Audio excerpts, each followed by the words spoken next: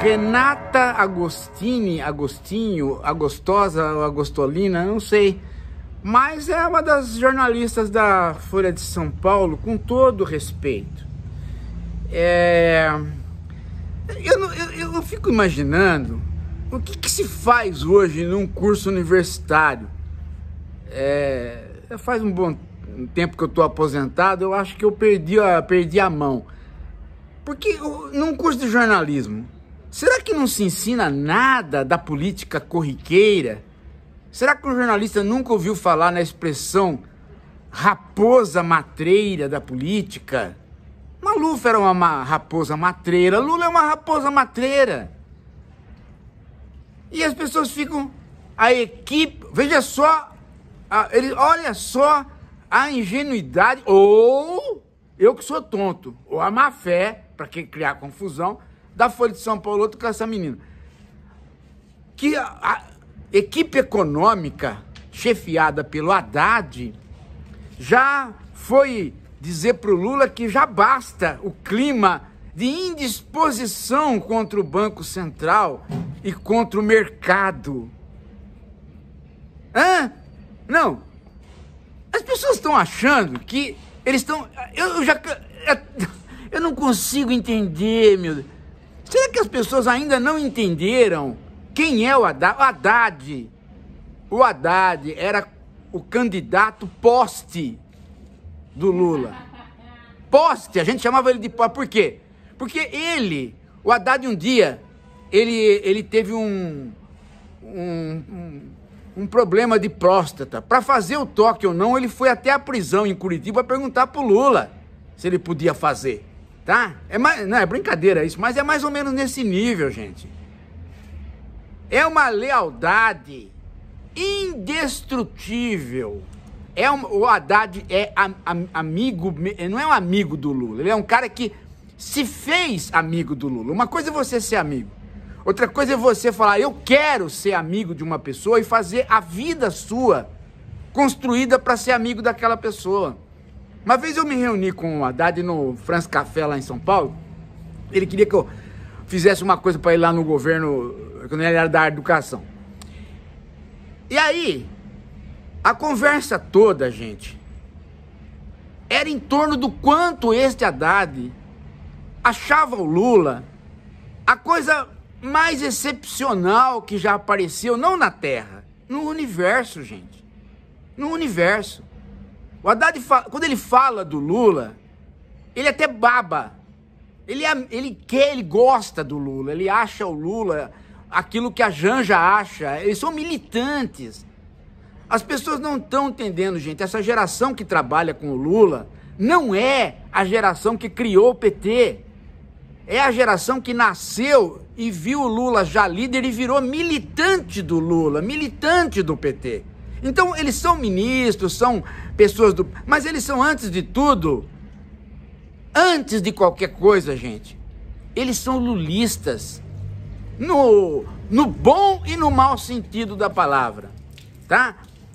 O Haddad quase que pediu desculpas pra gente pra ir de máscara nas manifestações do impeachment, de tanto que ele tinha medo de criar alguma rusga com o Lula.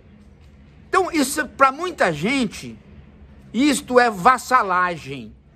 Mas para muita gente, para o próprio Haddad, isso é uma virtude, se chama lealdade. Tá? Ele mesmo, num debate, disse isso. A coisa que eu mais prezo na minha vida é a lealdade. E outra coisa que ele disse também é o ser agradecido à pessoa. Então, o Haddad, ele é agradecido ao Lula pelo Lula existir. Ele é um menino de 15 anos que viu o Lula já herói, né? E se filiou ao PT.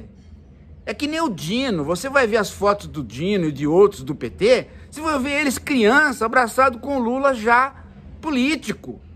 Não é como a minha geração, outras gerações que, né? Então, tem que entender que não há rusga entre Haddad, nem Haddad falou nada pro Lula do tipo, olha, precisa parar de bater no Banco Central, precisa parar de bater no mercado. Isto é feito de comum acordo e não precisa sentar para conversar. Um já sabe qual é a jogada do outro. O Haddad precisa ser o homem que faz com que o governo se viabilize perante o povo do mercado. E o Lula é o homem que precisa fazer com que o partido e ele se viabilize perante o povo da nação, o cidadão. Então é um jogo que o Vargas não tinha. O Vargas tentou ter esse jogo à direita e à esquerda, tendo o Brizola de um lado, o Jango de outro e o Tancredo de outro. Mas os tempos eram muito outros e o próprio Jango teve uma alternância de conduta, coisa que o Lula não teve. O Lula sempre teve à esquerda. Então ele desloca este pêndulo para a esquerda. E ele joga o Haddad para fazer a hora que a bola do pêndulo vai para a direita. Para que isso? Para governar? Sim, mas também porque é época de eleição. Teve uma tonta ontem no jornal, Catanhuda, que Cataquirela, sei lá que nome que tem esta mulher, sei que ela deveria urgentemente fazer um botox, uma harmonização facial, que ela tá feia, antes de tudo, né? Jornalista não pode ser feio, pode ser velho, mas não pode ser feio. Aí ela veio com assim, o Lula tem síndrome de oposição. Não, gente, Lula não é o Bolsonaro que ficava se fazendo de oposição sendo presidente. Não, Lula não é isso. O Lula, ele está motivando a militância para que a militância tenha um inimigo, de modo que a militância possa se inserir na campanha eleitoral que está na boca. Nós estamos em julho. Em julho, gente. Agora, daqui a pouco tem eleição. O PT está desmobilizado. Por quê? Porque não tem o que fazer. Precisa encontrar. Ficar falando do golpe não vai adiantar mais. Já passou esse tempo. Ficar falando que o Bolsonaro é ladrão de joia também já passou esse tempo. O inimigo agora são os juros. Se isso é verdade ou mentira, pouco importa para o Lula. O que importa para o Lula é bater no cara que vai fazer com que a militância se mobilize. Não está aí a Gleisi? A Gleisi já pegou o partido e já está entrando na justiça contra o Banco Central. É isso que mobiliza, a ideia da autonomia do Banco Central, a ideia que o governo Bolsonaro ainda está funcionando através do Banco Central, a ideia de que os juros estão altos e de fato estão mesmo. Todas essas ideias, né, de caráter desenvolvimentista têm que ser jogadas na praça para o partido morder.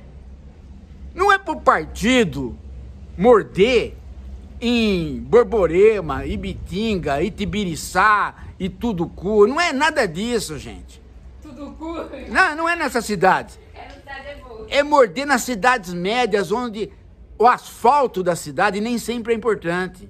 É importante, tem uma disputa também doutrinária e ideológica na cidade de Porto Médio e das capitais. Então é aí que o PT entra, é aí que o PT precisa ter militância. Mas a militância do PT, como a militância da direita, tem uma parte dela que não é paga. É militância gratuita. É gente que se engaja na campanha porque acredita naquelas ideias.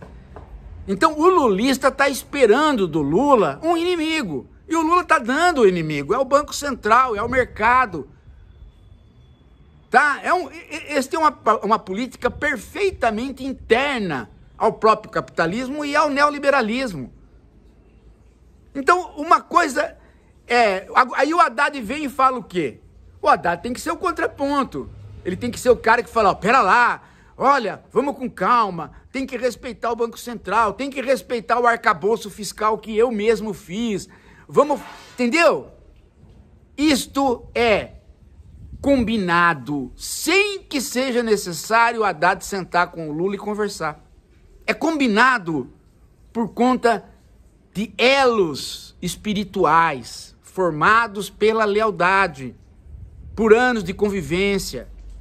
Vocês pensam que o Lula conhecia o Haddad quando nomeou o Haddad ministro da Educação? O Lula não conhecia, não sabia nem direito quem era o Haddad. Era um militante que o Lula jogou para satisfazer as forças para não deixar a Marta assumir, porque a Marta era muito independente. E independente no mau sentido da palavra, tá? Que ela faz política para ela própria. Ou fazia, né? Então eu lembro dessa história. A Haddad foi lá em casa, bateu lá em casa, falou, ó, eu quero que você se engaje na minha campanha pra gente não ter a Marta como ministro da Educação, tá? Desci lá, falei com ele, tal. Então eu conheço tudo isso. Gente, ficar de barba branca não significa que você tá também com os pelos do saco branco, entendeu? Eu tô de barba branca, mas tem uma certa virilidade ainda funcionando. O que significa que eu ainda tenho um pensamento funcionando. Então eu lembro das coisas, estudei, eu sei das coisas. Então eu tenho que vir aqui e falar, parem de achar que, né? Parem de achar que há aí a demonstração do Haddad em relação ao Lula. Isto é uma sanfona que toca muito harmônico, uma melodia própria dos tempos de eleição. Própria.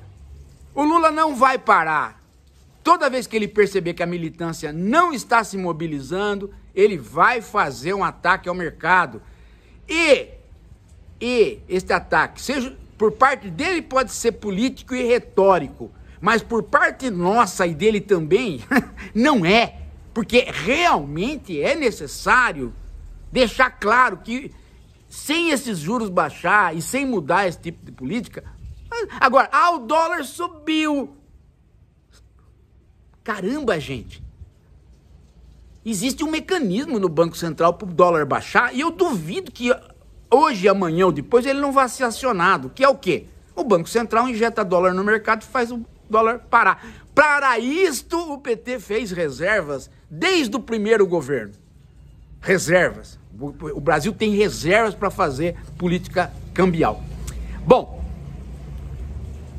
Bom, se dito tudo isso, aparecer mais um jornalista ainda que vai falar em a demonstração, eu vou vir aqui e oferecer para ele o troféu Minion Estúpido. Eu vou vestir o meu Minion aqui com um chapeuzinho de burro, daqueles que eu... né? E vou colocar exatamente o que a Mariana já falou agora. Colocar um crachazinho com o nome do jornalista que ainda continuar burrinho, tá? Daqui a pouco a gente volta.